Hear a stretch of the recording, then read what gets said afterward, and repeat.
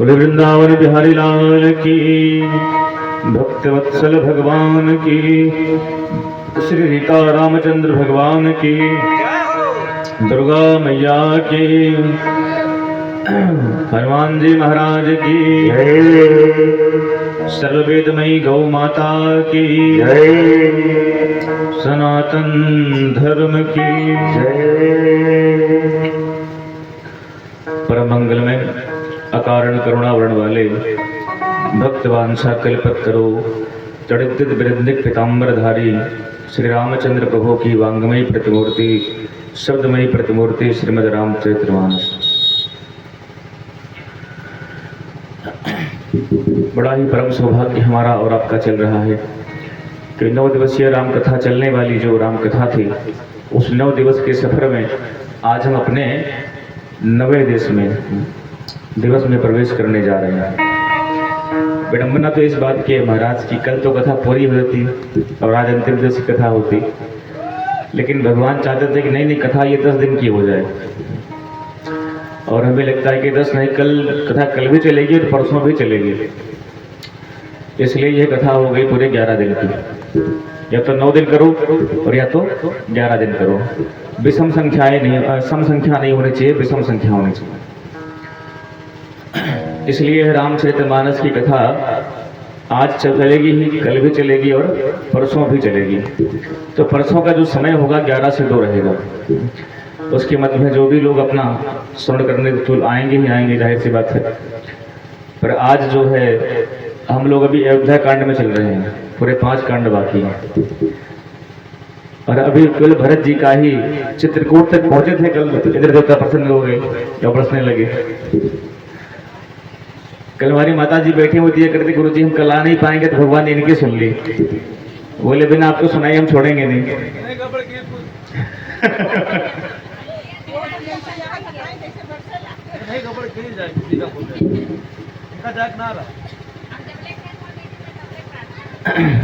तो भगवान कल जो है इंद्र देवता प्रसन्न हो गए, और ये तो मतलब बात रही, पर पता नहीं क्यों अपना भी नक्षत्र ऐसा ही है, जहाँ कथा होती वहाँ इंद्र देवता बरसाते ही बरसाते हैं।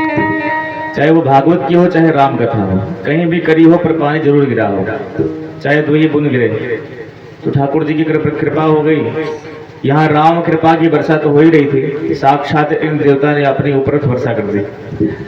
तो एक तो राम कृपा से जो है सही मतलब सारा वातावरण शुद्ध हुआ, और इंद्र देवता ने कहा कि राम जी की कृपा से जिन लोगों की पानी की आवश्यकता है खेती में, चाहे गेहूं हो चाहे सरसों का खेत हो, उन लोगों का भी इंद्र देवता ने कल्याण कर दिया। तो हमने कल आपसे कहा था कि मंगल करणी कलिमल हरणी तुलसी कथा रघुनाथ की। राम जी की कथा तो हर प्रकार से मंगल करती है, किसी के लिए अमंगल में नहीं है, सबके लिए मंगल में है। और यह मंगल कथा हमें और आपको 9 दिवस पर्यंत सुनने को मिल रही है, जिसमें आज 9वां दिन है। भरत जी महाराज निषाद राजगुह के साथ में श्रृंगवीरपुर में थे। कल कथा यहीं बंद हुई थी। तो निषाद राजगुह के मन में ये संशय हुआ कि कहीं ऐसा तो नहीं भरत जी महाराज सारी सेना लेकर के राम जी से लड़ने जा रहे हो, और लड़ने के लिए जा रहे हो इसलिए कि 14 वर्ष ही राज्य क्यों, मुझे पूर्ण जीवन राज्य का भोग करना है, इसलिए राम को मैं वन में ही पराजित करके और अकंटक राज्य अयोध्या का करूंगा। यह विचार जो है श्रृंगवीरपुर के वासियों के मन में भी आ गया और निषाद राजगुह के मन में भी आ गया। इसलिए निषाद राजगुह ने कहा कि कुछ भी हो जाए हम भरत को गंगा पार होने देंगे नहीं, चाहे लड़ाई के दौरान चाहे जैसे, पर हम भरत को गंगा पार नहीं होने देंगे। और यदि अपने राम जी के कार्य में भरत को हम हरा दिए तो हमें संसार में यश प्राप्त होगा, और राम जी की कार्य के लिए यदि हम मर गए तो हमें स्वर्ग प्राप्त होगा। ये बात भगवान गीता में कहते हैं अर्जुन से। अर्जुन जब अर्जुन कहता महाराज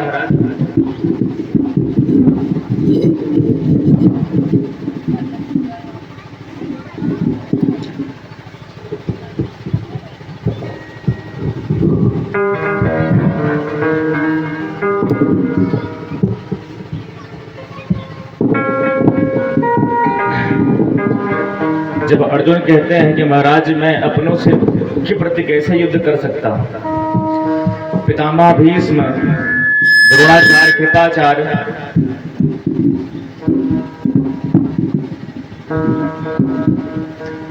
ये सब मेरे अपने ही तो हैं, और यदि मैं अपनों से युद्ध करूंगा तो क्या मेरी अब कीर्ति नहीं होगी समाज में? तो मैं अपनों के प्रति जो है युद्ध कर नहीं सकता, इसलिए आप कुछ भी कर लीजिए। ठीक है, हटा दिया बस।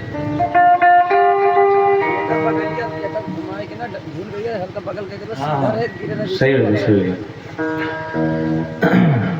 तो मैं अपनों के प्रति युद्ध नहीं करूंगा। अर्जुन, भगवान ने कहा कि देखो अर्जुन, धर्म युद्ध में चाहे अपना हो चाहे पराया हो, जहां धर्म की बात आती है वहां अपना पराया नहीं, केवल धर्म देखा जाता है। और भगवान ने अर्जुन को 700 श्लोकों में 18 अध्याय में भगवत गीता का उपदेश किया, और फिर अर्जुन को उस युद्ध को करने के लिए तैयार किया कि तुम युद्ध करो, तुम्हारे अपने हैं। और भगवान ने कहा यदि तुम ये युद्ध करते करते मारे भी गए तो तुमको स्वर्ग मिलेगा, और यदि इस युद्ध को करते हुए तुम युद्ध को जीत गए तो तुमको पूरे भारतवर्ष का साम्राज्य मिलेगा, राजा बनोगे भाई। इसलिए तुम्हारे दोनों हाथों में लड्डू हैं। वही आज यहाँ श्रृंगेरपुर के श्री निषाद राज वो भी कह रहे हैं, यदि राम काज करते समय मैं मर भी गया तो मुझे स्वर्ग मिलेगा, और यदि राम के काज को करते करते मैं जीत गया तो संसार में यश मिलेगा। इसलिए मुझे भरत को गंगा पार होने नहीं देना है। सारे बुजुर्ग जो भी थे, सारी सेना श्रृंगेरपुर की सब तैयार हो गए हैं भरत जी को रोकने के लिए। और जब सारी सेना तैयार होकर चलने लगी तब एक बुढ़े व्यक्ति को छींक आ गई, और जब छींक आई तो उस बुजुर्ग व्यक्ति ने कहा कि देखो मुझे लगता नहीं कि भरत जो है राम से लड़ने जा रहे हैं। बोले महाराज आप कैसे कह सकते हैं? बोले पहले उनके मन की स्थिति को चेक कर लिया जाए कि उनके मन में क्या है राम जी के प्रति। तो बोले कि कैसे पता लगेगा? पता लगे हम खाली हाथ निहत्ते जाएं और हम पर हमला कर दें तो? बोले देखो भाई, इंसान के मन को परखना है तो उसके भोजन से उसके मन को परख लो। कैसे? ये केवल हमारा अपना सनातन धर्म ऐसा है जो व्यक्ति के मन की पहचान केवल भोजन से कर सकता है। जैसा हम अन्न खाते हैं वैसा हमारा मन बनता है। तो बोले महाराज ऐसा है कि किसी एक टोकरी में क्या बोलते हैं, मांस, मछली के मांस रख लो, एक में फल रख लो, किसी चीज में और कुछ रख लो, तो जो वस्तु को स्वीकार करेंगे उससे उनके मन का निर्णय हो जाएगा। यदि मांस स्वीकार करेंगे पक्की बात है कि वो युद्ध करने जा रहे हैं, और यदि फल स्वीकार करेंगे तो कन्फर्म है कि भगवान को मनाने जा रहे हैं। तभी तो हम लोगों ने कहा था कि भरत चले चित्रकूट हो रामा, राम को मनाने। भरत चले चित्रकूट हो रामा, राम को मनाने। भरत चले चित्रकूट हो रामा, राम को मनाने। हाँ भरत चले चित्रकूट हो रामा, राम को मनाने। भरत चले चित्रकूट हो रामा, राम को मनाने। राम को मनाने भैया, लखन को मनाने। राम को मनाने भैया, भरत को मनाने। राम को मनाने भैया, लखन को मनाने। राम को मनाने भैया, लखन को मनाने। हाँ भरत चले चित्रकूट हो रामा, राम को मनाने। भरत चले चित्रकूट हो रामा, लखन को मनाने। भरत चले हो रामा राम को मनाने।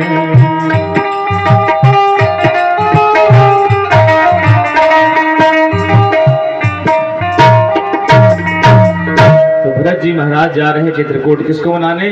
बोले राम को मनाने।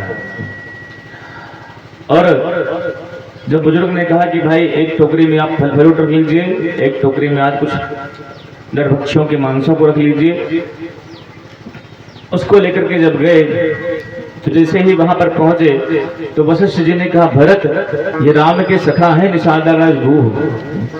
तो भरत जी महाराज बैठे हुए थे रथ पर, जैसे सुना कि ये राम के सखा निषादराज गुह हैं, तुरंत भरत जी महाराज रथ से कूद पड़े। सब लोग आवाज खड़े हैं कि अरे अयोध्या से यहाँ तक तो ये रथ पर बैठ के आए, पर कूदे क्यों? और जैसे कूदे तुरंत जाकर के निषादराज को गले लगा लिया भरत जी महाराज ने। किसी ने कहा, भरत जी आपने निषाद को गले क्यों लगाया? बोले भैया आपने कहा ये राम के सखा हैं और मैं राम का सेवक हूँ, तो स्वामी का जो सखा होता है वो स्वामी के तुल्य होता है, उसके सामने मैं कैसे बैठा रह सकता हूँ? इसलिए मैंने कूद के निषाद राज को गले लगा लिया। और जब निषाद राज को गले लगाया तो ऐसा लगा निषाद राज को कि आनंद के सागर में गोते लगा रहे हैं। सारी बेविनष्टता निषाद राज की निकल गई और वो कहते हैं कि भरत जी महाराज हमने जो आपके बारे में सोचा वो गलत सोचा, आपकी सोच बिल्कुल वैसी नहीं जैसा हमने सोच के रखा था। आप तो साक्षात भगवान के प्रेम हो। भरत जी ने कहा,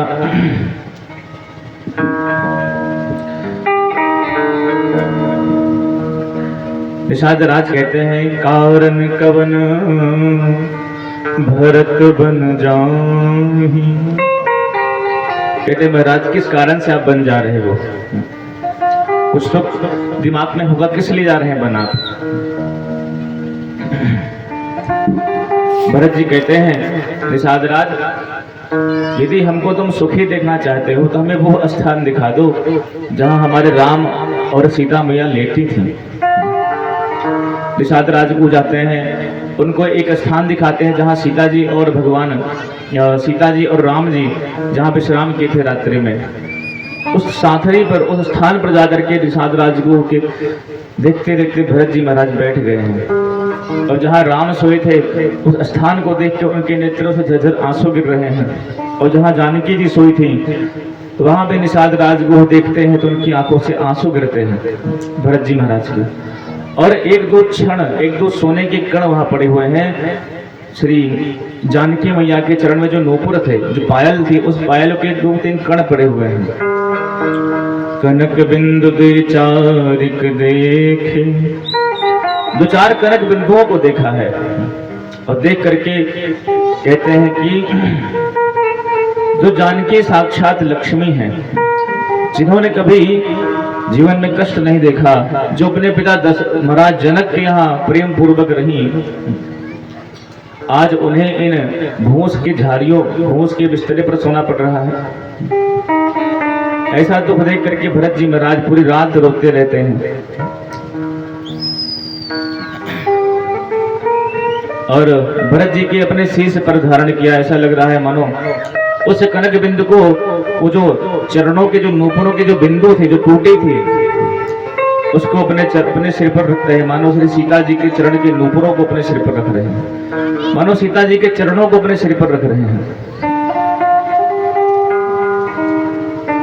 निषाद राज समझाते हैं महाराज कि विधि बाम की करनी कठिन जही मातु दी की बाबरी, अति राति पुनि पुनि करहि प्रभु सादर सराहना रावरी। तुलसी न तुम सो राम प्रीतम कहतु हम सो हैं किए, परिणाम मंगल जाने अपने जानिए धीरज होइए। निषाद राज कहते हैं, भरत जी महाराज आपको पता है जब राम जी यहाँ आए थे तो पूरी रात्रि आपकी चर्चा कर रहे थे कि मैं तो बना गया हूँ, यदि भरत आएगा जब मुझे नहीं देखेगा तो बड़ा कष्ट होगा उसको। पूरी रात आपके बारे में चलने लगी, चर्चा हुई थी। और प्रभु राम के नजर में तुम्हारे समान प्रिय कोई नहीं है, इसलिए अपने मन में आप कोई अन्य भावना लेकर ना आए।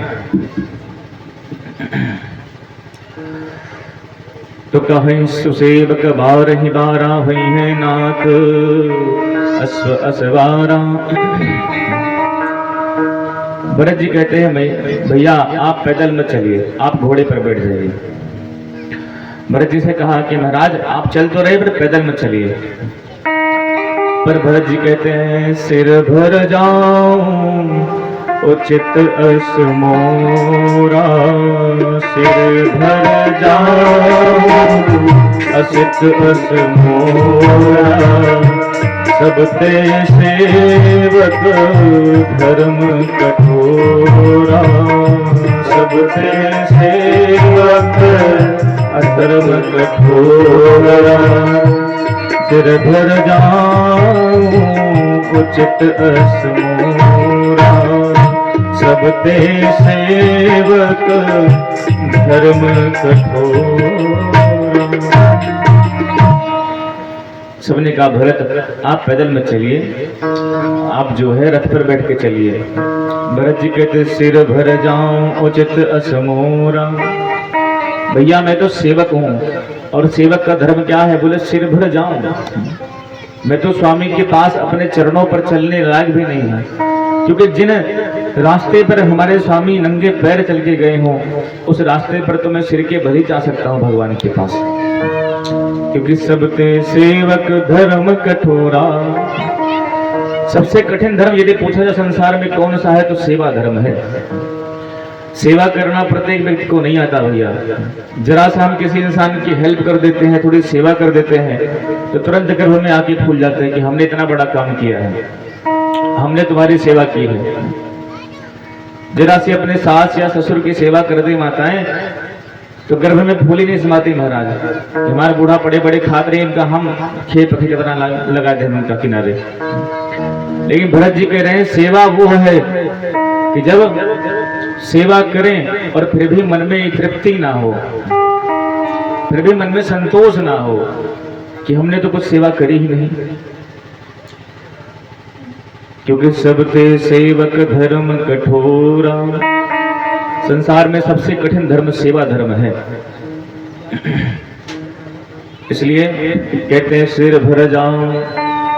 प्रयागराज पहुंच गए हैं भरद्वाज जी के आश्रम पर, और वहां जाकर त्रिवेणी का दर्शन किया है, गंगा यमुना और सरस्वती का बड़ा सुंदर दर्शन किया। भरत जी के सामने प्रयागराज प्रकट हो गए हैं। उन्होंने कहा भरत तुम मुझसे कुछ मांग लो, मेरा मन होता है कि तुम कुछ मुझसे मांग लो। भरत जी कहते क्या मांगो? मैं क्या मांगू, लेकिन पता नहीं क्यों आज मेरा मांगने का मन कर रहा है। तो महाराज क्या मांगोगे? बोले मांगो भीख त्याग निज धर्म, और आरत काहन करहि कुकर्म। मैं क्षत्रिय हूं और क्षत्रियों को भीख मांगना मना है। शास्त्रों में जो क्षत्रिय हैं, जो ठाकुर लोग हैं, उनको भीख मांगना मना है।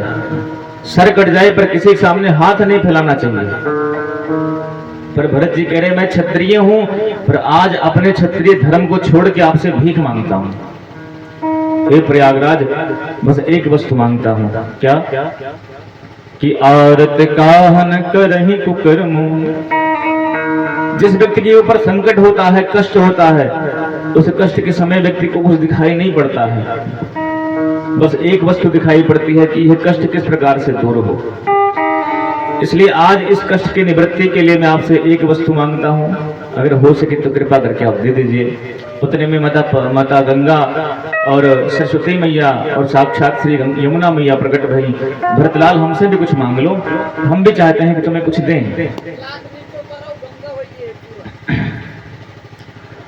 तो भरत जी क्या कहते हैं कि अर्थ न धर्म न काम रुचि, गति न चाहो निर्वाण। जन्म जन्म रति राम पद,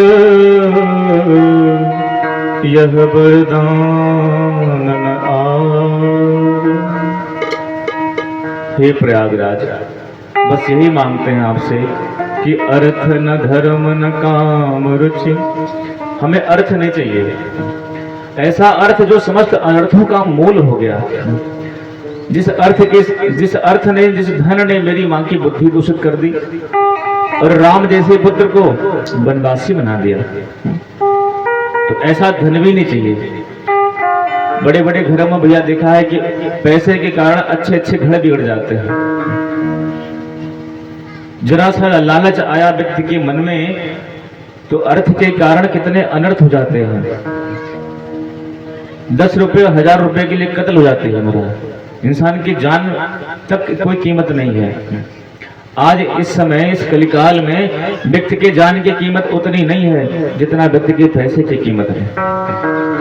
कोई भी व्यक्ति किसी को भी रुपये के लिए मार सकता है,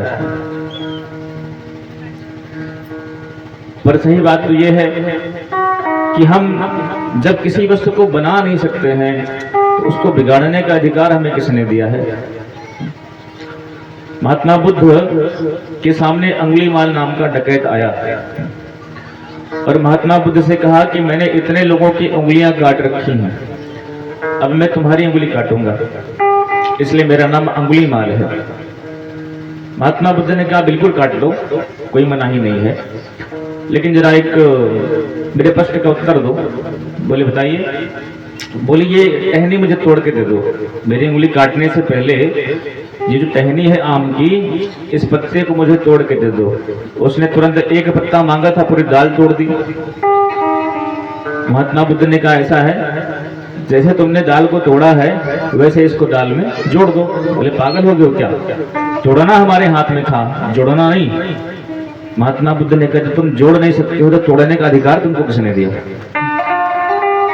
जब तोड़ने का तुम्हें अधिकार, जब जोड़ने का अधिकार नहीं है तो तोड़ने का अधिकार किसने दिया भाई? इसी तरह कह रहे हैं भैया, जब हम किसी इंसान को जीवन दान दे नहीं सकते हैं तो उसके जीवन को लेने के अधिकार हमारा क्या है? इसलिए अर्थ जो होता है, धन जो होता है, वो बड़े बड़े अनर्थों का मूल बन जाता है। इंसान को जब देखो, अति का भला ना बोलना, अति का भला ना चुप, अति हर चीज की नुकसानदेह होती है। उसी प्रकार से अत्यधिक धन भी हो जाए तो इंसान को घमंड हो जाता है। उसको यह लगता है कि मेरे समान संसार में कोई नहीं है, हम जो चाहे वो खरीद सकते हैं अपने पैसे के बल पर, समाज में जिसको चाहे उसको वो बोल सकते हैं। तो धन का घमंड बड़ा बुरा होता है। इसलिए अर्थ आए सबसे पहले अपनी बुद्धि संभालो कि कहीं अहंकार के मारे हम कुछ उल्टा पुल्टा ना हो जाए। इसलिए अर्थ समस्त अनर्थों का मूल है। इसलिए भगवान से इतना ही मांगो कि साईं उतना दीजिए जामे कुटुंब समाय, मैं भी भूखा ना रहूं साधु न भूखा जाए। हे रघुनाथ जी, इतना दो कि जिसमें मेरा जो कुटुंब परिवार है वो समा जाए और मैं भी भूखा ना रहूं। यदि कोई संत सन्यासी ब्राह्मण यदि कोई घर पर यात्री अतिथि आ जाए तो वो भी मेरे घर से भूखा न जाए। अत्यधिक धन भी नुकसान का कारण होता है। जैसे हमने अभी कल परसों की कथा में बताया था आपके कि अपमान पचाना सरल है पर सम्मान पचाना बड़ा कठिन है। समाज में 1000 लोगों के सामने किसी व्यक्ति को माला पहना दो और जरा 1500 का लिफाफा पहुंचा दो तो आदमी क्या कहता है? अरे भैया 1000 मनी बिल्कुल सम्मान था हमारा, हमसे बड़ा किया है। और 3-4 सभाओं में सम्मान ऐसे हो जाए उस व्यक्ति का तो उसका गुरूर देखिए, घमंड उसका आसमान में रहेगा, जमीन पर रहेगा ही नहीं। हमसे बड़ा कोई है? हम बड़े बड़े सभाओं में इतना सम्मान हमको मिला, तुम कौन सी चीज हो? तो सम्मान बचाना बड़ा कठिन है। और अपमान तो व्यक्ति बचा सकता है पर सम्मान नहीं बचा सकता। इसी तरह से कह रहे हैं अर्थ जो होता है समस्त अनर्थों का मूल होता है। इसलिए भरत जी कह रहे हैं अर्थ, किसी ने कहा भाई त्यागने की बात कर रहे हो तो क्रम से बोलो। क्रम क्या है? धर्म, अर्थ, काम और मोक्ष। लेकिन भरत जी महाराज पहले अर्थ का नाम ले रहे, धर्म का नाम ले रहे हैं। किसने कहा क्यों नहीं लेते धर्म का नाम? क्रम से काहे नहीं बोलते हो? बोले भाई त्यागने की बात कर रहा हूं तो पहले अर्थ को त्यागूंगा, धर्म को नहीं। प्रथम दिवस मैंने कहा था आपको कि अयोध्या कांड तना है, रामचरितमानस रूपी कल्प वृक्ष का अयोध्या कांड तना है। संस्कार यदि हमारे हृदय में अच्छे होंगे तो जीवन में कितनी भी तूफान आएंगे। संस्कार बचपन से अच्छे रहे होंगे तो जीवन में कितना भी तूफान आएगा, कैसा भी परिस्थिति आएगी, पर अपने धर्म को कभी नहीं छोड़ेंगे। इसलिए भरत जी महाराज कहते हैं पहले मैं अर्थ को छोड़ रहा हूं, धर्म को नहीं। हमारे जीवन में धर्म रहेगा, क्योंकि दशरथ जी कहते हैं धर्म मूल सब सुकृति सुहाई, समस्त सुखों का मूल धर्म है और धर्म को मैं छोड़ सकता नहीं हूं। इसलिए भरत जी कहते पहले अर्थ और धर्म। धर्म क्यों छोड़ रहे हो? भले उस धर्म को मैं इसलिए छोड़ रहा हूं, मेरे पिता ने कहा था कि रघुकुल रीत सदा चली आई, प्राण जाए पर वचन न जाई। ये रघुकुल की रीत है, रघुकुल का धर्म है, पर ऐसा धर्म किस काम का जहां पर हमारे प्रभु सत्यनारायण को ही बनने भेज दिया जाए। इसलिए मैं उस धर्म को भी नहीं मांगता। अच्छा महाराज क्या मांगते हो? न काम रुचि। मेरे पिता ने मेरी मां के कामाशक्त होकर के परब्रह्म परमात्मा को वन की तरफ भेज दिया, ऐसा काम भी नहीं चाहिए। और गति न चाहूं निर्वाण, ऐसा मोक्ष लेके क्या करूंगा जिस मोक्ष में साक्षात भगवान ना हो। अरे भाई मोक्ष की सत्ता तो इसलिए है, मोक्ष का महत्व तो इसलिए है क्योंकि उस मोक्ष में परमात्मा रहते हैं, और जिस मोक्ष में परमात्मा नहीं उस मोक्ष में जाके हम करेंगे क्या? इसलिए वो मोक्ष भी नहीं चाहिए। तो चाहिए क्या ये तो बताओ? बोले जन्म जन्म रति राम पद, यह वरदान न आओ। जन्म जन्मांतर तक मेरे प्रभु राम के चरणों में मेरा प्रेम हो, बस यही मांगते हैं। प्रयागराज ने कहा भरत जी आपने कुछ नहीं मांगा वो तो ठीक, पर जो मांगा वो तो हम आपको दे नहीं सकते। मेरा मन करता है कि आपसे ही हम वो चीज मांग लें, क्योंकि भगवान के चरणों की भक्ति तो आपके जैसा कोई भक्त ही दे सकता है, साधारण व्यक्ति नहीं दे सकता। भरत जी महाराज प्रयागराज में स्नान करके प्रणाम करके वहां से चल दिए हैं और कहते हैं कि सीताराम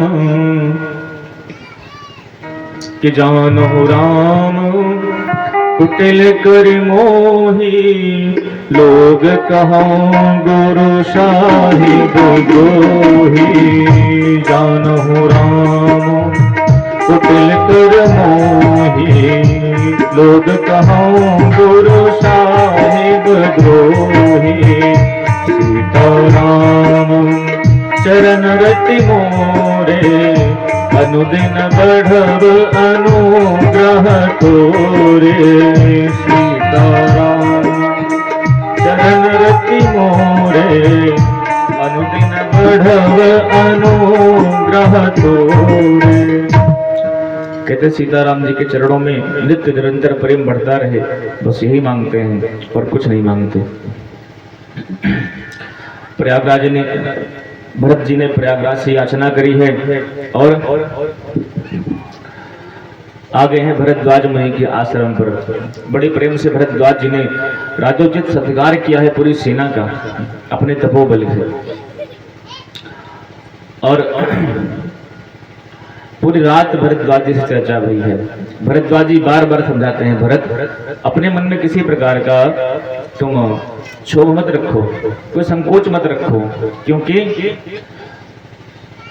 मेरे जप तप का फल हुआ कि भगवान राम का दर्शन भया।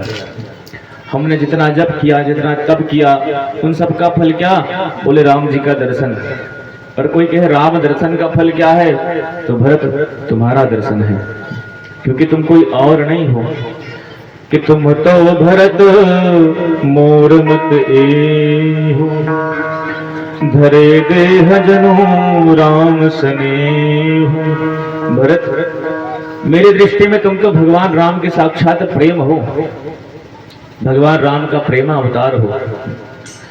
देखो जो भागवत जब सुनते हैं हम लोग तो भागवत की कथा में गोपियों का प्रेम आता है। गोपी प्रेम का जो नींव रखी है वो भरत लाल जी महाराज ने रखा है। गोपियों के हृदय का जो प्रेम है वो प्रेम तो भरत की कृपा से है।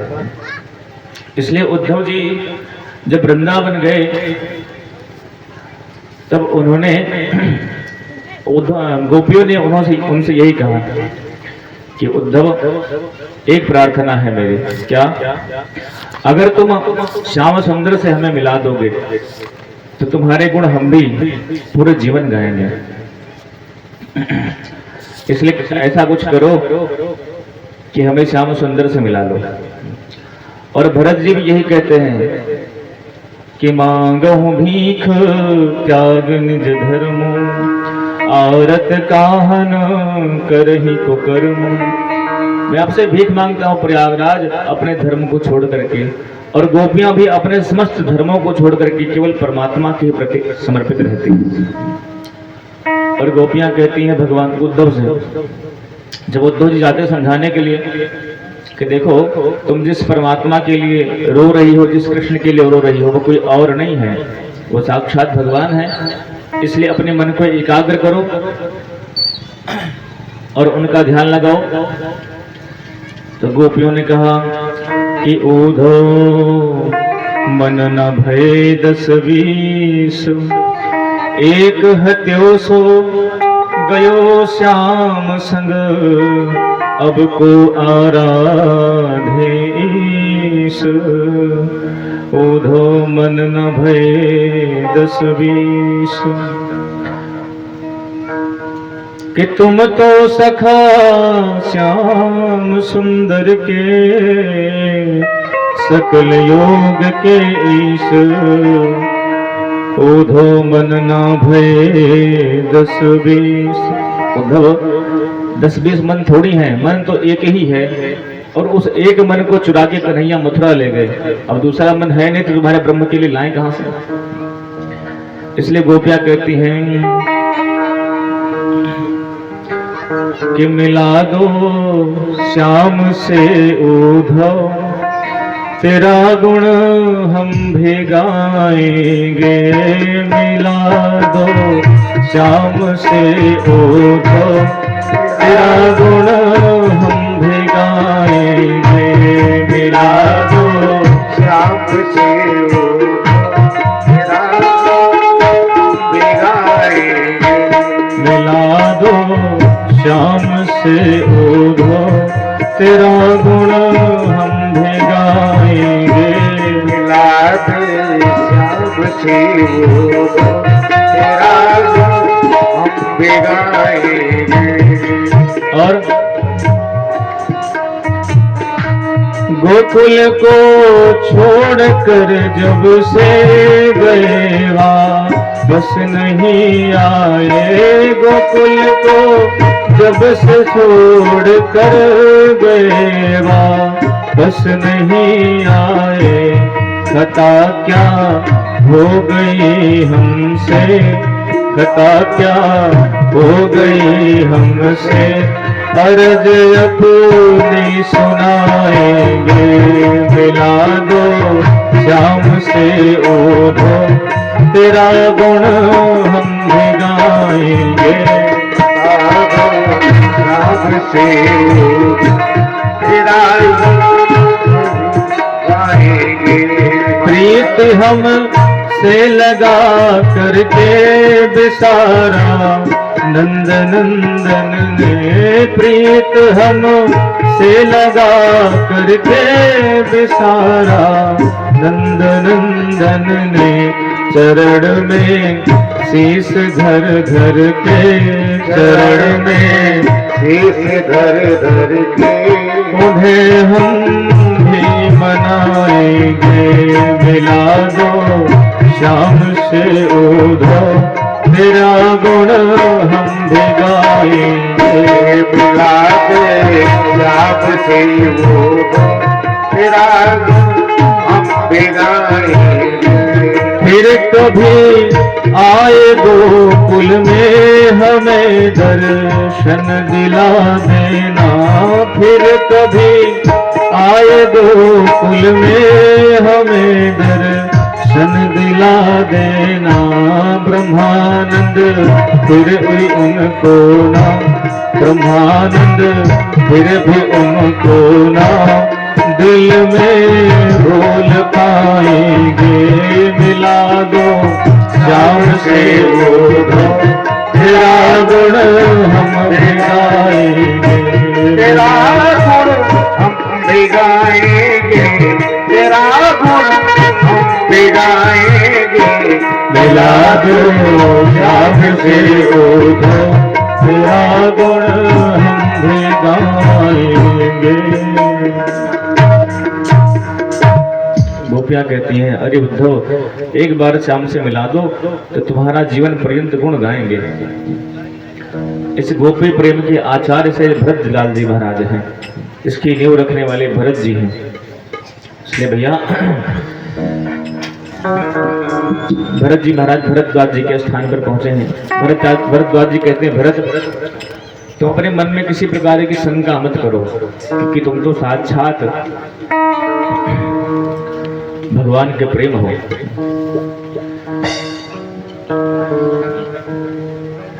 कहते भरत तुम्हारे भगवान राम की दृष्टि में तुम्हारे समान प्रेम पूर्ण भक्ति वाला कोई है नहीं। इसलिए जाना मरम नहात प्रयागा, जब प्रयागराज में भगवान स्नान करने लगे तो जैसे ही हम लोग जब संकल्प बोलते हैं तो मैं कहते हैं भारतवर्षे भरतखंडे आर्यावर्ते, इत्यादि जब संकल्प बोला जाता है, जैसे ही राम जी के सामने ये संकल्प बोला गया कि आर्यावर्ते भारतवर्षे भरतखंडे, तो तुरंत कहते हैं वनवासी राम ने वियोग तो सभी का सहा, भरत वियोग उनसे नहीं उनसे सहा गया। आओ एक बात तुम्हें भैरव सुनाए आज, सुकवि महाकवि के काव्य में कहा गया। राघव थे नहाने को त्रिवेणी में खड़े, उनके समक्ष ज्यों ही संकल्प पढ़ा गया। सुनते ही भरतखंड आई सुधि भरत की, धारा में गिर पड़े न राम से रहा गया। जैसे भरतखंड सुना तो राम जी महाराज उस यमुना की धारा में गिर पड़े और उनसे सहा नहीं गया।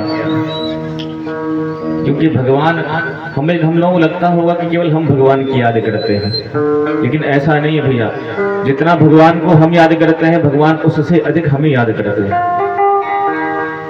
संसार में जब हमारा कोई प्रेमी होता है, हमको हिचकी आती है तो पूरे खानदान भरे में नाम ले डाल देना है, फलाने महान है, फलानी महान है, और जिसका नाम लेने से हिचकी बंद मतलब नहीं माना है। आज नहीं, सही बात है ना।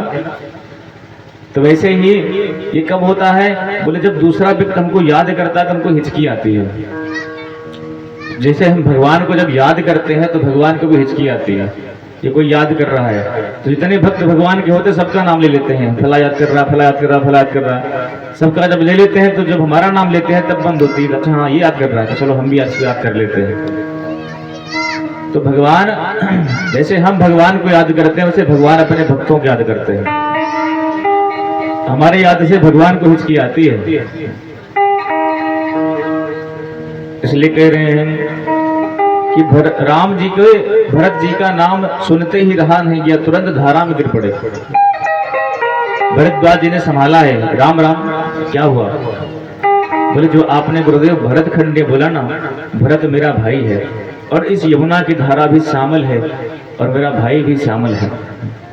देखो भैया, संसार में जमीन के झगड़े तो खूब होते हैं, आए दिन सुनते रहते हैं कि भाई भाई में एक एक इंच के लिए गोली चल जाती है महाराज, भाई भाई में छोटी छोटी बातों के लिए झगड़ा होता रहता है।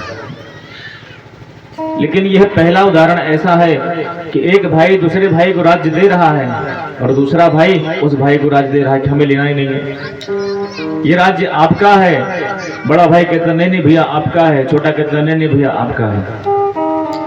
दोनों संत जन कहते हैं कि अयोध्या का राज फुटबॉल बन गया है और राम और भरत उसको खेलने वाले बन गए हैं। कभी भरत जी महाराज अयोध्या के राज्य को भरत जी के चरणों में मार देते हैं, राम जी के चरणों में, और कभी राम जी उस अयोध्या को राज्य को अपने चरणों से ठोकर मार देते हैं भरत जी के चरणों में कि देख बॉल तेरी है मेरी नहीं है। ऐसा उदाहरण तो केवल भारतवर्ष में और अयोध्या में ही संभव है। इसलिए इस प्रसंग से इतनी तो शिक्षा लेनी चाहिए प्रत्येक व्यक्ति को कि जमीन आज है चाहे नहीं है, पर हम भाइयों का प्रेम ना बिगड़ने पाए। जो प्रेम है वो प्रेम बना रहना चाहिए परिवार में। देखो भैया, अकेली उंगली खड़ी करी तो कोई भी तोड़ सकता है इसको, लेकिन यदि 5 बना के इसे मुट्ठी बंद कर ली तो किसी की हिम्मत नहीं जो इसको तोड़ सके। वैसे भी संगठन में रहिए सभी लोग, असंगठन में रहेंगे तो कमजोर पड़ जाएंगे। अकेले व्यक्ति को कोई भी हरा सकता है, पर जब संगठित होकर के रहते हैं तो कोई हरा नहीं पाता है। इसलिए अपने परिवार से जुड़ के रहिए, परिवार से अलग रहेंगे। भाई देखो, समाज है, हर तरह की बुद्धि होती है, किसी को हम समझा नहीं सकते हैं, किसी को बता नहीं सकते हैं। तो जैसे हम, क्योंकि समाज में अच्छे बुरे हर तरह के लोग रहते हैं और सबके मध्य में हम रहते हैं, वैसे हमारा परिवार है। जरूरी नहीं कि एक ही बुद्धि के सभी लोग हों। जैसे बुद्धि बड़े भाई की वैसे छोटे भाई की हो। कभी कभी होता है बड़ा भाई क्रूर है, छोटा भाई बड़ा सहनशील है। कभी कभी होता है छोटा क्रूर है, बड़ा सहनशील है। तो ठीक है, परिवार के लोग हैं, सुन लेते हैं, उसकी आदत से वाकिफ हैं, उनको अपना लो। जब दूसरे की गुण और अवगुण दोनों को अपना लेंगे तो व्यक्ति को अपनाना सरल हो जाएगा। लेकिन जब वहीं हम ये सोचते हैं कि नहीं सद्गुण ही मिले, दुर्गुण ना मिले, संसार में ऐसा कोई है नहीं चाहता हो कि मैं बुरा मिले। क्यों चाहते भैया? सब चाहते हैं कि सब हमको अच्छा ही अच्छा मिले। सब चाहते हैं कि मेरा बेटा राम जैसा हो, सब चाहते हैं कि मेरा बेटा कन्हैया जैसा हो।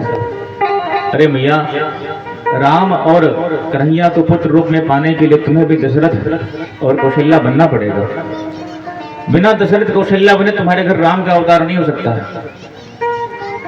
हमारे जीवन में भगवान की भक्ति ना हो कि राम हमारे घर आ जाए, संभव नहीं है। हमारे जीवन में संतों के प्रति प्रेम ना हो और हम के कन्हैया आ जाएं, संभव नहीं है। ये तो तभी संभव है जब अपने हृदय में भगवान के प्रति प्रेम लेकर के आएंगे। जब तक भगवान के प्रति प्रेम ना आया तब तक लाख प्रयत्न कर लेंगे, भगवान मिलने वाले नहीं, बहुत दूर है। भगवान कहते हैं प्रेम का भूखा हूं मैं, प्रेम ही एक सार है, प्रेम से मुझको भजे तो भव से बेड़ा पार है। यदि प्रेम से भजा तो भव से बेड़ा पार। यदि अपने धन दौलत संपत्ति के अहंकार में भजा तो जहां की तहां रहोगे, आगे कभी नहीं जाओगे। इसलिए परमात्मा प्रेम के बस में है। भरद्वाज जी महाराज के आश्रम पर रात भर भरत जी बैठे रहे, खूब चर्चाएं भई हैं। और इधर जब भरत जी महाराज जाने लगे तो देवताओं ने सोचा कि भरत के रास्ते में विघ्न डाला जाए, क्योंकि यदि भरत जी महाराज की जो अवस्था है राम जी से मिल लिए तो राम जी को लेके लौट आएंगे, और यदि राम जी अयोध्या लौट आए तो हमारे काम को सिद्ध कौन करेगा? देवता बड़े स्वार्थी है महाराज, आप मरो चाहे जियो, हमारा काम हो बस। किसी के सुख दुख से मतलब नहीं है, उन्हें सिर्फ अपने से मतलब है। हमारा स्वार्थ सिद्ध हो, हमारा दुख कट जाए, बस इतना है देवताओं का जो स्वार्थ है। और देवता आज के स्वार्थी नहीं, जन्म जन्मांतर के स्वार्थी हैं। आप कहीं कैसे बोले समुद्र मंथन भया, समुद्र मंथन हुआ तो सबसे पहले निकला विष, और जब विष निकला तो लोगों ने कहा भाई विष अगर ऐसे ही उबलता रहा तो सारा संसार जल के भस्म हो जाएगा, किसको क्या करें? तो भगवान शंकर के पास लेके चले गए विष को। हे महादेव, देव देव महादेव, भूतानां भूत भावनः, त्रायिणः शरणापन्ना, त्रैलोक्यं दहनात् विषात्। हे महादेव, इस विष से सारा संसार भस्म हो जाएगा, आप कुछ कृपा करो। बगल में बैठी थी माता पार्वती। शंकर जी ने कहा भवानी क्या कहती हो? ये लोग कह रहे हैं विष पी लो, पी लें? माता पार्वती कहती प्रभु हमें नहीं पता, आपको जो सही लगे करो। तो मतलब पी लें क्या? भगवान हमको नहीं पता, आपको जिसमें सबका हित लगे आप वही कीजिए। बस माता भवानी एक ही बात कहती हैं, जिसमें सबका हित लगे आप वही कीजिए। शंकर जी ने कहा समझ गए तुम क्या कह रही हो, सबका हित इसी में हम ही पी लें। और तुरंत महादेव ने उस विष को जब मुंह में रखा तो ध्यान आया, अरे राम राम, हृदय में तुम्हारे राम जी हैं, और यदि विष पी लिया तो राम जी को बड़ा कष्ट होगा। तो क्या करें? तो शंकर भगवान ने रा खोल के, देखो जब रा बोलते हैं राम में तो मुंह खुलता है, नहीं खुलता है, रा माँ से मुंह बंद हो गया। तो रा कह के शंकर भगवान ने मुंह खोला, जिसको लिया, और उमा कह करके बंद कर लिया।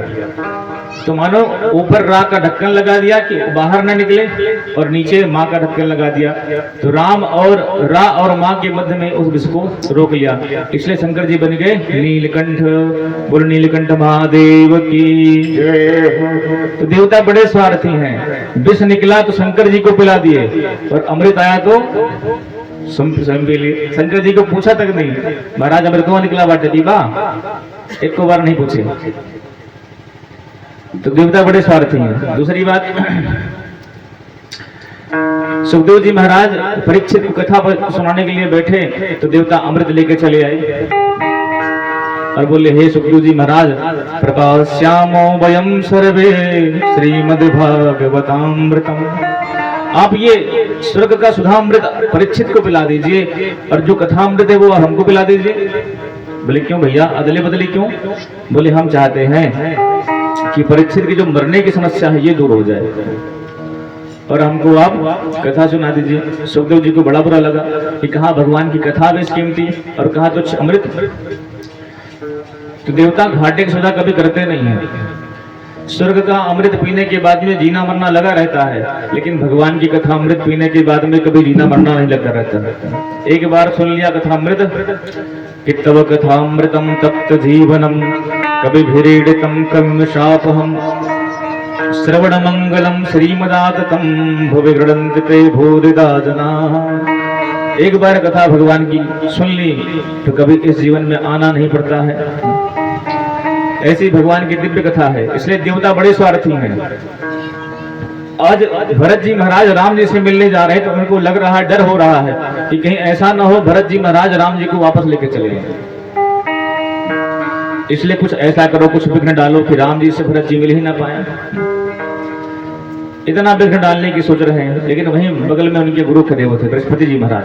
बोले सुनो, भरत जी महाराज साक्षात राम प्रेम है, राम जी के भक्त हैं, और भगवान कहते हैं जो अपराध भगत कर करई राम रोष पावक सो जरई।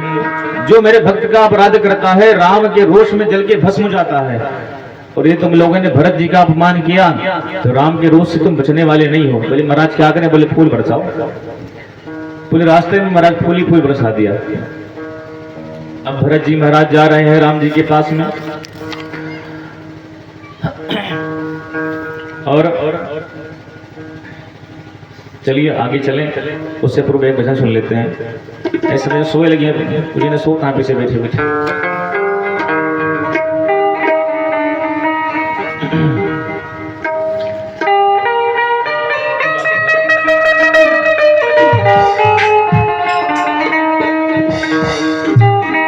ये संतन के संग लाग रे, संतन के संग लाग रे, तेरे अच्छे बनेगी। संतन के संग लाग रे, तेरे अच्छे बनेगी। संतन के संग लाग रे, तेरी अच्छी बनेगी। अच्छी बनेगी तेरी बिगड़ी बनेगी। अच्छी बनेगी तेरी बिगड़ी बनेगी। अच्छी बनेगी तेरी बिगड़ी बनेगी। कोई तेरो बड़ भाग रे, तेरी अच्छी बनेगी। तेरो बड़ भाग रे, तेरी अच्छी बनेगी। संतन के संग लाग रे, तेरी अच्छी बनेगी। संतन के संग लाग रे, तेरी अच्छी बनेगी। किसकी किसकी बनी अच्छी? संतों के संग में लगने से किसकी किसकी बढ़िया बनी? ध्रुव जी की बन गई, प्रहलाद जी की बन गई। ध्रुव जी की बन गई, प्रहलाद जी की बन गई। हाँ, ध्रुव जी की बन गई, प्रहलाद जी की बन गई। ध्रुव जी की बन गई, प्रहलाद जी की बन गई। हरि सुमिरन में लाग रे, तेरी अच्छी बनेगी। हरि सुमिरन में लाग रे, तेरी अच्छी बनेगी। संतन के संग लाग रे, तेरी अच्छी बनेगी। संतन के संग लाग रे, तेरी अच्छी बनेगी। संत लोग करते क्या है? एक कौवा, एक हंस का बेटा कौओं के बीच में लग गया और वो अपने आप को भूल गया। उसको लगा कि हम भी कौवा हैं। उन हंसों का बेटा उन कौओं के संग में रहते रहते वो भी कांव कांव करने लगा। एक दिन हंसों का झुंड उड़ा और उन काले काले कौओं के मध्य में एक सफेद सफेद हंस को देखा। हंसों ने कहा, भाई देख, तू तो हमारे खानदान का है, हमारी बिरादरी का है, और इनके मध्य में कहाँ घूम रहा है? उस हंस के बेटे ने कहा, नहीं, हमारी आवाज ऐसी है, हमारी बोली ऐसी है, हम तो इन्हीं के खानदान के हैं, तुम्हारे कैसे हो गए? तो हंसों ने कहा, ठीक है, तुम्हें भरोसा नहीं होता? बोले नहीं होता। बोले ठीक है, चलो। जल में लेकर के गए, उसको दिखाया तो सफेद। बोले देखो, हम भी सफेद, तुम भी सफेद, और कौवे काले। बोले भैया, तुम तो हमारी बिरादरी के हो, उनके मध्य में कहाँ बैठे हो? तब उस हंस को के बच्चे को जो कौवा बना हुआ था, उसको हंस करने का काम किसने किया? बोले हंसों ने किया। और हंस कौन है? संत सदगुरु ही हंस के समान है। हम लोग भी संसार की माया में इतने मस्त हो गए हैं कि लगता है हमारा कोई है ही नहीं, हम सब कुछ भूल जाते हैं। इसलिए कागा से तो है हंस करेंगे, कागा से तो है हंस करेंगे। कागा से तो है हंस करेंगे। कागा से तो है हंस करेंगे। मिट जाए उड़ के दाग रे, तेरी अच्छी बनेगी। ये मिट जाए उड़ के दाग रे, तेरी अच्छी बनेगी। संतन के संग लाग रे, तेरी अच्छी बनेगी। अच्छी बनेगी तेरी किस्मत जगेगी, तेरी किस्मत जगेगी। अच्छी बनेगी तेरी किस्मत जगेगी, तेरी किस्मत जगेगी। संतन के संग लाग रे, तेरी अच्छी बनेगी। संतन के संग लाग रे, तेरी अच्छी बनेगी। मोहन शाह में बहुत दिन सोए, मोहन शाह में बहुत दिन सोए। हाँ, मोहन शाह में बहुत दिन सोए। मोहन शाह में बहुत दिन सोए। जाग सके तो अब जाग रे, तेरी अच्छी बनेगी। जब जाग रे, तेरी अच्छी बनेगी। संतन के संग लाग रे, तेरी अच्छी बनेगी। अच्छी बनेगी तेरी किस्मत जगेगी। अच्छी बनेगी तेरी किस्मत जगेगी, तेरी किस्मत जगेगी।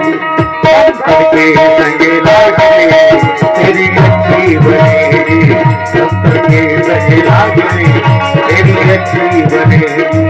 संतन के संग लाग रे, तेरी अच्छी बनेगी। श्री रामचंद्र की जय। संत भगवान की जय हो। भरत जी महाराज रास्ते में जा रहे हैं और इधर श्री सीता जी ने, राम जी ने एक सपना देखा है। लक्ष्मण चर्चा करते हैं, उतने में सीता जी आती हैं और कहती है, स्वामी आज हमने एक सपना देखा है कि भरत जी महाराज पूरी अयोध्या के समाज को लेके आ रहे हैं हमारे पास, पर उसमें एक अमंगल वस्तु देखा। क्या? हमारी माताएं सौभाग्य चिन्हों से विहीन हैं, सब सफेद साड़ी पहने हुई हैं, सब विधवावस्था में हैं।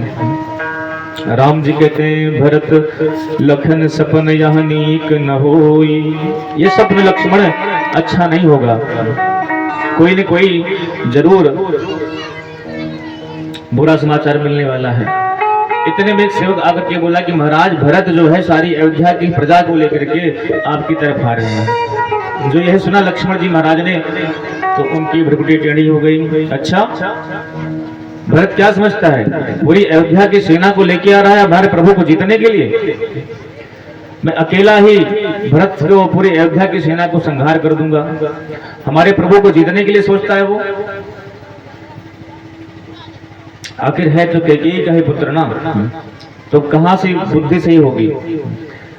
राम जी ने कहा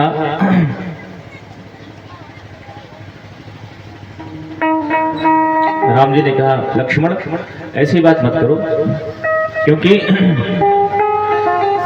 भरत कौन है? साक्षात साधु है। भरत नीचरत साधु सुजाना, प्रेम प्रभु पद प्रेम सकल जग जाना। भरत तो साक्षात प्रेम के अवतार हैं और तुम उनके लिए ऐसी बात सोचते हो? उतने पे देवताओं ने ऊपर से पुष्प वर्षा कर दी कि हे रघुनंदन तुम बिल्कुल ठीक कह रहे हो। जब यह बात सुनी कि देवताओं ने भी मेरी बात का अनुमोदन कर दिया तो लक्ष्मण जी को थोड़ा झेप गए और बोले महाराज थोड़ी गलती हो गई हमसे, भरत जी को समझ नहीं पाए। अब राम जी एक बात और कहते हैं कि लक्ष्मण कभी भी भरत को राजमद नहीं होगा। क्यों? बोले भरत ही हो न राज मधु, विधि हरि हर पद पाए, कबहू की काजी सी करनी, क्षीर सिंधु बिन साए। बोले भरत को राजमद कभी नहीं होगा। क्यों नहीं होगा? बोले चाहे हरि वैकुंठ का पद पा जाएं, चाहे भगवान शंकर का पद पा जाएं, चाहे साक्षात ब्रह्मा के विधाता बन जाएं। अच्छा महाराज कैसे ही नहीं होगा? बोले वैसे ही नहीं होगा जैसे क्षीर सागर को एक बूंद नींबू की जो एक बूंद है कभी खारा नहीं कर सकती, कभी उसको फाड़ नहीं सकती है, उसी तरह से भरत को कभी राजमद नहीं होगा। भरत जी महाराज इधर राम जी समझा ही रहे थे, उतने भी भरत जी महाराज आ गए और जैसे देखा कि भरत जी महाराज ने राम जी को देखा तो हर सही रखी राम पद अंका, मानव परस पायो रंका, रज सिर धर ही नयन निलावही, रघुबर मिलन सरस सुख पावही। बड़े प्रेम से दौड़ रहे हैं और भगवान के चरण रज दिखाई पड़े हैं भरत जी महाराज को।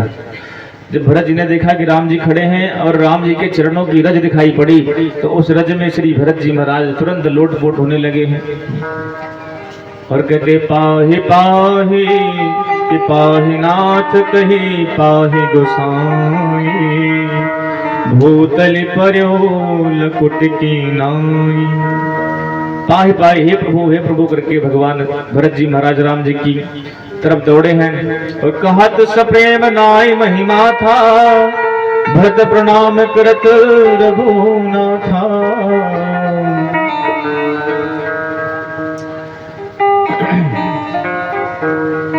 जैसे भरत जी की तरफ भरत जी दौड़े राम जी की तरफ तो राम जी तक पहुंच नहीं पाए और आधे रास्ते में ही गिर पड़े। अब राम जी केवल देख रहे हैं, उठा नहीं रहे हैं। अच्छा उठा क्यों नहीं रहे हैं?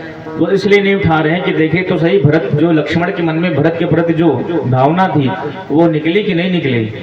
तो तुरंत भरत जी कहते हैं, लक्ष्मण जी कहते हैं भैया भरत गिरे हुए हैं, राम जी अब उठाते क्यों नहीं है उनको? तो तुरंत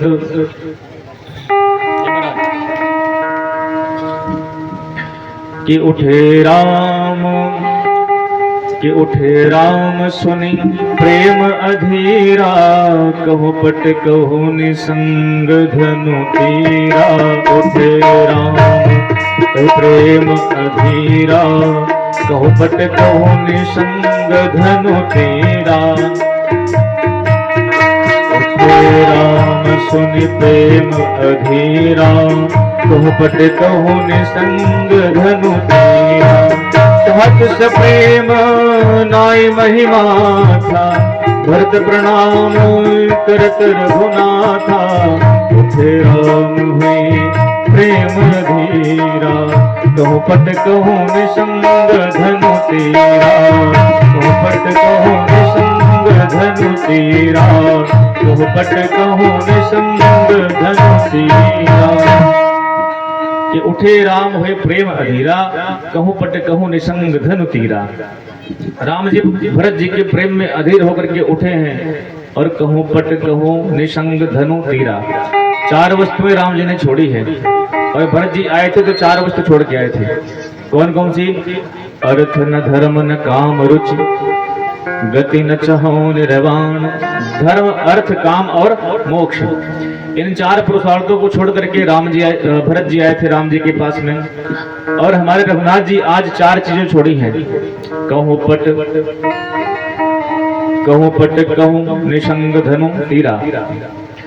भगवान का जो पीताम्बर था कहीं वो गिर गया, तो निशंग गिर गया जिसमें तीर रखते हैं, कहीं धनुष गिरी है और कहूँ तीर गिरा है भगवान का। संत जन कहते 4 वस्तुएं क्यों छोड़ी भगवान ने? बोले भाई भगवान कहते भक्त जिस प्रकार से हमसे आता है हम उसी प्रकार से उससे मिलते हैं। या ये समझ लो जैसे को तैसा। यदि आप हमसे प्रेम से बात करते हैं तो हम आपसे प्रेम से मिलेंगे, और यदि आप हमसे जो है गुस्से में बात करेंगे, भले ईगो में बात करेंगे, तुमसे कम ईगो हमारे अंदर भी नहीं है, हम भी गुस्से में बात करेंगे, ईगो में बात करेंगे। तो ठाकुर जी कहते जो जिस भाव से मुझसे मिलता है मैं उससे उसी भाव से मिलता हूँ। आपने भगवान के विवाह प्रसंग में सुना ना, क्या कहा? बोले जाकी रही भावना जैसी, प्रभु मूरत देखी तिन तैसी। जिसकी जैसी भावना थी भगवान उसको उसी रूप में दिखाई पड़े। वैसे ही भगवान कहते हैं भक्त जो वस्तु छोड़ के आता है मैं उसी वस्तु को छोड़ के उससे मिलता हूँ। तो भरत जी महाराज ने 4 वस्तुएं छोड़ी, तो आज यहाँ राम जी ने भी 4 वस्तुएं छोड़ दी। दूसरी बात, भरत जी महाराज निहत्थे हैं, उनके पास ना तो कोई शस्त्र है ना कोई अस्त्र है। तो बोले भक्त देखो भाई, दुश्मन से मिले तब शस्त्र लेके मिला जाए कि कोई खतरा ना हो, कोई कुछ हमला कर दे, कम से कम सुरक्षा के लिए चाकू तलवार रखे रहो। पर अपने भक्तों से मिलना है तो उनके लिए शस्त्र अस्त्र की क्या आवश्यकता है? भक्तों से मिलने के लिए तो जैसे भक्त वैसे हम। इसलिए रघुनाथ जी ने 4 वस्तुएं छोड़ करके राम जी उनसे मिले हैं।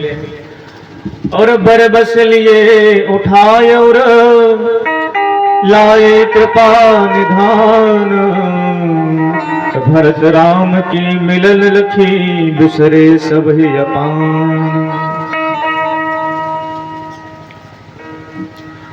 दोनों सांवले हैं, राम जी भी सांवले, भरत जी भी सांवले। और दोनों जब मिल गए हैं तो यह पहचानना मुश्किल हो गया कि कौन भरत है कौन राम है।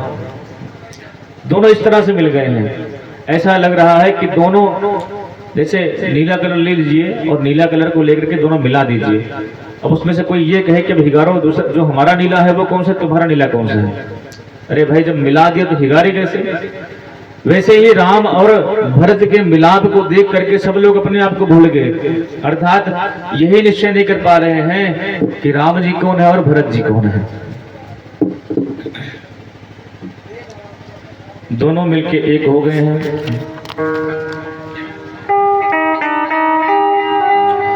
कि बरबस लिए उठाए और लाए कृपा निधान, भरत राम की मिलन लखी बिसरे सब ही अपान। अपने आप को भूल गए। मिलन तो ऐसा ही होना चाहिए भक्त और भगवान का, कि ना हम भगवत भक्त रह सके ना भगवान भगवान रह सके, दोनों में खो जाएं।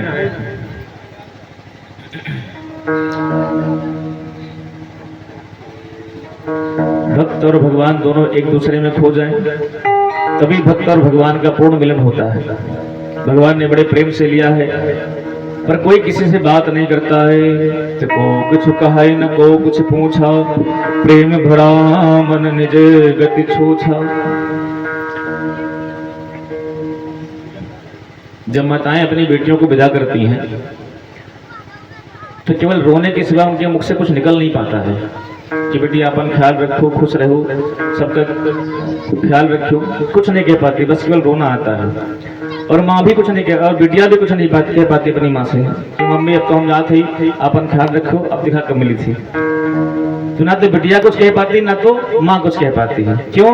क्योंकि उस समय दोनों जो वियोग, जो प्रेम है हृदय में बिछड़ने का या मिलने का, उस प्रेम को वो कह नहीं सकते शब्दों में। इसलिए दोनों मौन रहते हैं, बस केवल आंखों से आंसू निकलते हैं। गोस्वामी जी कह रहे हैं कि को कुछ कहे न को कुछ पूछा। न राम जी लक्ष्मण भरत जी से कुछ पूछ रहे हैं, न भरत जी राम जी से कुछ पूछ रहे हैं।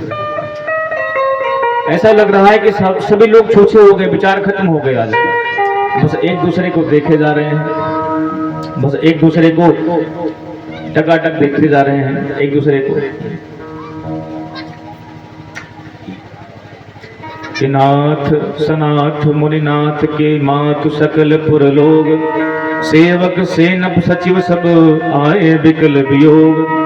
सभी लोग आ गए हैं राम जी के पास में विकल होकर के। कि मरण हेतु निज नेह बिचारी भी अति विकल धीर धुरधारी। राम जी को पता लगा कि हमारे पिताजी स्वर्ग धाम पधार गए हैं। भगवान राम छोटे बच्चे की भांति हिचकियां लेकर के रोते हैं अपने पिता के लिए, और वहां पर अपने पिता को अपने हाथों से पिंड दान वगैरह करते हैं, फल आदि के गूदे बना करके। अब श्री गुरुदेव मन में ध्यान आया कि अगर गुरुजी कह दे तो राम लौट आएंगे। भरत जी ने कहा कि यदि गुरुजी कह दे कि राम तुम लौट चलो तो लौट चलेंगे, लेकिन गुरुदेव कहेंगे क्यों, उनको क्या पड़ी कहने की। अवश्य फिर ही गुरु आयुष्मानी मुनि पुनि कहा वो राम रुचि जानी। क्योंकि राम जी की जो रुचि है उसको जानते हैं वशिष्ठ जी, इसलिए वो कहेंगे तो क्यों कहेंगे।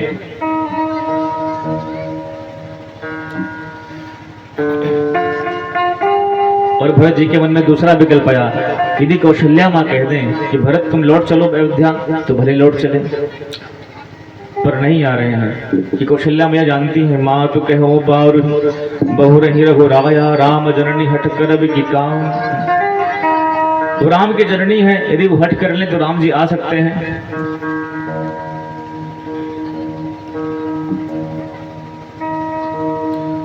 इतना सोच ही रहे थे कि भरत जी महाराज अपने आप को धिक्कारने लगे।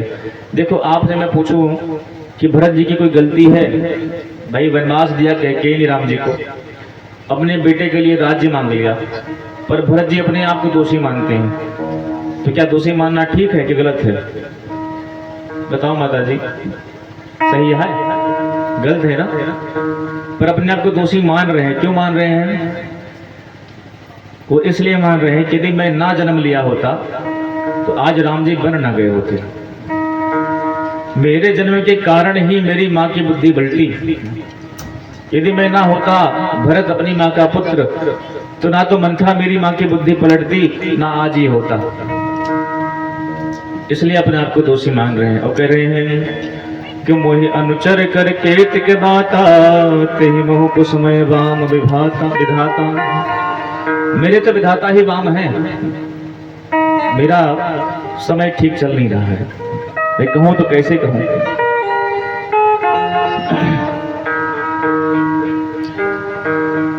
अब वशिष्ठ जी महाराज ने एक सुंदर सी सभा बुलाई है और सबको बुलाया है। भरत जी को बुलाया गया है।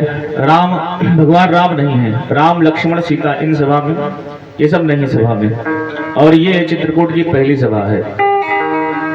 कहते हैं कि भरत जी को बुलाया गया है।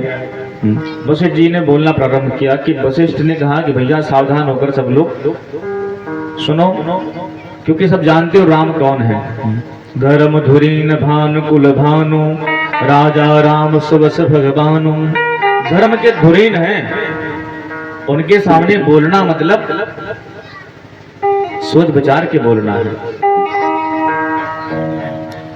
कि सत्य संध पालक श्रुत सेतु राम जन्म जग मंगल हेतु। राम जी का जन्म तो संसार के मंगल के लिए हुआ है, इसलिए जो भी बात करना है बहुत सोच और समझ के करना है।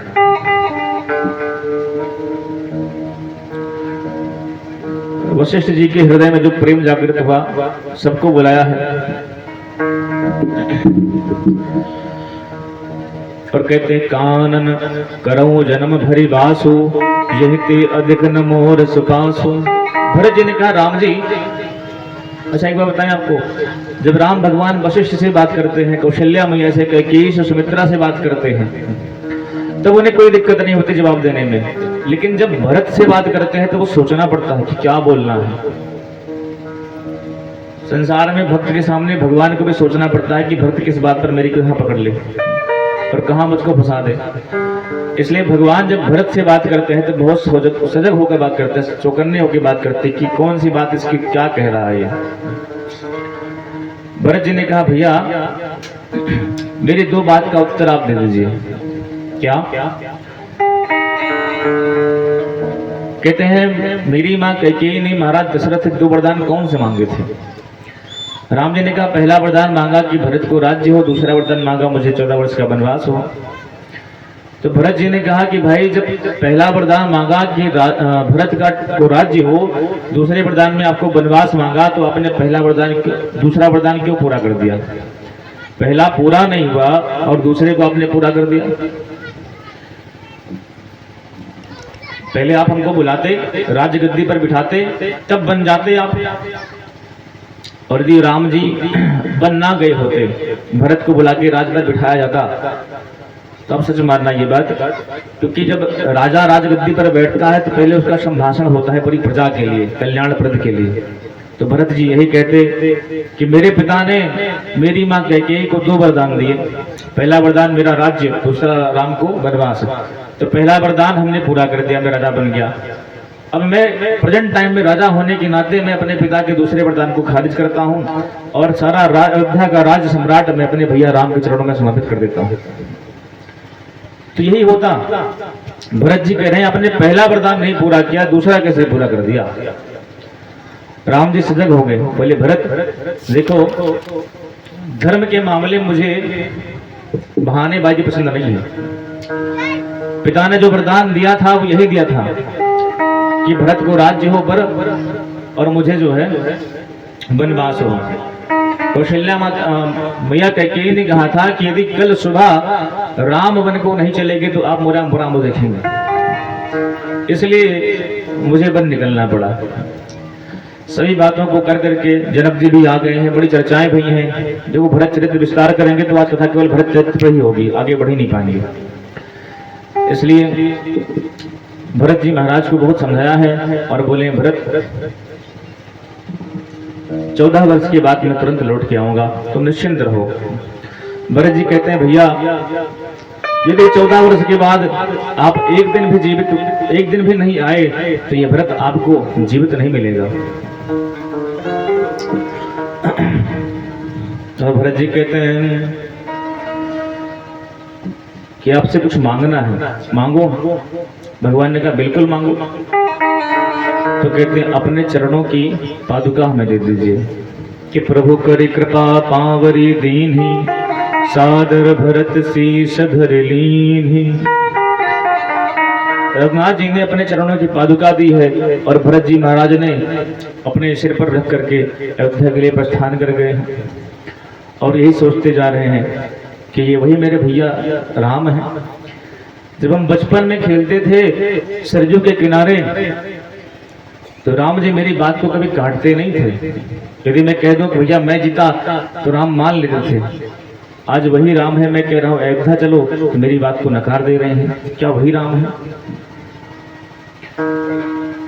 और भरत जी कहते हैं जब हम सरजू के किनारे खेलते थे, जब मैं हार भी जाऊं तो हारत खेल जिता वही मोही, हारता हुआ खेल देख करके मेरे भैया मुझको जिता देते थे।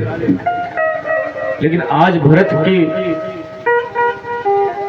बातों को नहीं मान रहे हैं। मैं कह रहा हूं अयोध्या चलो तो अयोध्या नहीं चल रहे हैं। आज राम के स्वभाव को, राम के व्यवहार को हुआ क्या है? क्या भरत इतना प्रिय हो गया राम को? और कह रहे हैं कि क्या वह स्वभाव पहला सरकार अब नहीं है, दीनों के वास्ते क्या दरबार अब नहीं है। अरे रघुनाथ जी क्या स्वभाव बदल गया आपका? जो दीनों के वास्ते दरबार था, दरबार वो कहां चला गया आपका? कि दौड़े थे द्वारिका से जिस पर अधीर होकर, क्या उस उदारता में कुछ सार अब नहीं है। द्रौपदी की एक पुकार पर द्वारिका से दौड़ पड़े, क्या उस उदारता में किस सार नहीं रहा?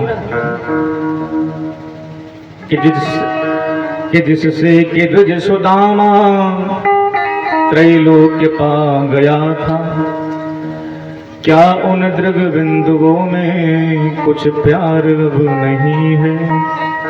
सुदामा जी ने दिया क्या था, केवल एक 3 मुट्ठी चावल तो दिए थे। उन 3 मुट्ठी चावलों में ऐसी कौन सी खासियत की सारे त्रिलोकी सुख की संपत्ति आपने दे दी उनको।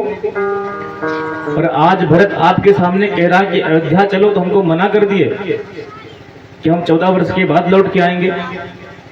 क्या इतना बुरा हो गया भरत की मेरी बात को स्वीकार नहीं कर सकते। इसलिए क्या वह स्वभाव पहला सरकार अब नहीं है। ठाकुर जी, स्वभाव कहाँ बदल गया आपका। जो स्वभाव था भक्तों पर कृपा करने का, वो स्वभाव कहाँ चला गया। एक संत ने बड़ी सुंदर भाव गाया है, कहते हैं कि हमके बने रहेगा घरे जा हमार भैया जी, हमके बने रहेगा घरे जा हमार भैया जी।